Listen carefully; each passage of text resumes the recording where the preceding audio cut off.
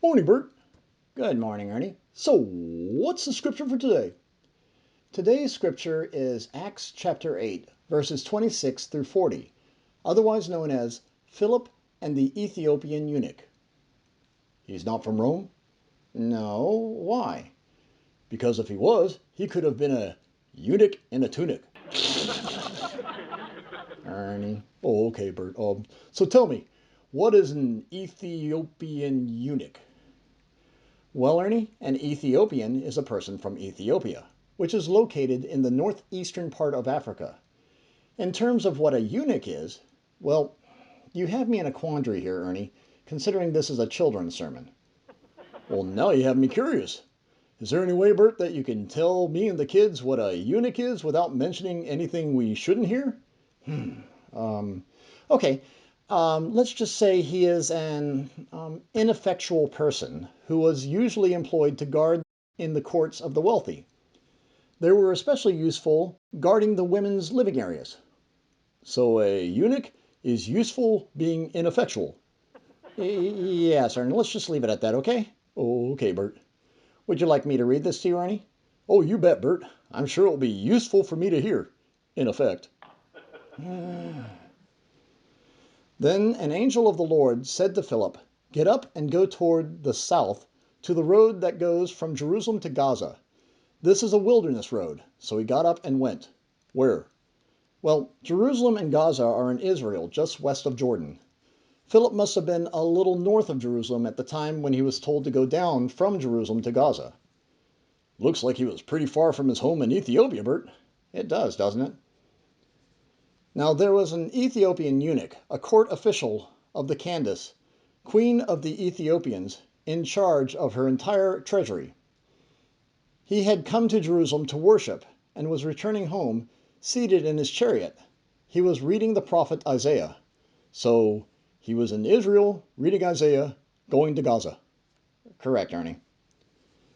Then the Spirit said to Philip, "Go over to this chariot and join it." So Philip ran up to it and heard him reading the prophet Isaiah. I hope the Spirit wasn't trying to get Philip in trouble. The Spirit will lead us to do things that we would not normally do on our own, which is overall a good thing. The challenge for us is to be still and quiet enough to hear the Spirit. Oh, okay, gotcha, Burt. He asked, "Do you understand what you are reading?" He replied, "How can I unless someone guides me?" And he invited Philip to get in and sit beside him. Now the passage of the scripture that he was reading was this: "Like a sheep he was led to the slaughter, and like a lamb silent before its shearer, so he does not open his mouth. In his humiliation justice was denied him. Who can describe his generation? For his life is taken away from the earth." What does that mean, Burt? Be still and quiet enough to hear the Spirit. Oh, okay, Burt. Sorry, forgot. Continue. The eunuch asked Philip, "About whom, may I ask you, does the prophet say this? About himself or about someone else?" Philip then began to speak, and starting with this scripture, he proclaimed to him the good news about Jesus. Cool.